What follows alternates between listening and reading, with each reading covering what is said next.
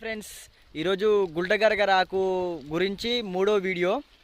ఇది మూడో విధంగా దేనికి యూజ్ చేస్తారో ఈరోజు నేను చెప్తా. దీనివల్ల యూజ్ అయ్యే ఇంకో యూజ్ ఏంటంటే, మోషన్ అనేది ఫ్రీగా రాని వాళ్ళు దీన్ని యూజ్ చేస్తే మోషన్ అనేది ఫ్రీగా వస్తుంది.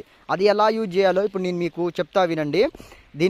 దీని ఆకులు ఉన్నాయి కదా, ఈ ఆకులను పీకి ఎండబెట్టాలి. ఒకరోజు మొత్తం ఎండబెట్టి, దాంతోపాటు వామ తెలుసు కదా, ఆ వామను కూడా ఎండబెట్టి దాన్ని రోల్లో వేసి రోట్లల్లో బాగా దంచిన తర్వాత మీకైతే ఎప్పుడైతే కొంచెం ఇబ్బందికరంగా అనిపిస్తుందో, మోషన్ ఫ్రీగా రావట్లేదు, ఆ టైంలో ఇది అనేది తినాలి. తింటే 100% అయితే మోషన్ అనేది ఫ్రీగా వస్తుంది.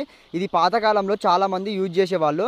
ఇప్పుడైతే మెడిసిన్స్ అని సంథింగ్ వేరే క్రీమ్స్ అని అవి అయితే యూజ్ చేస్తుర్రు.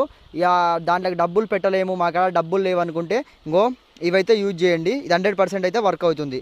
ఓకే ఫ్రెండ్స్, మరి ఈ వీడియో కనుక మీకు నచ్చినట్లయితే లైక్ చేయండి, షేర్ చేయండి, మన ఛానల్ సబ్స్క్రైబ్ చేసుకోండి.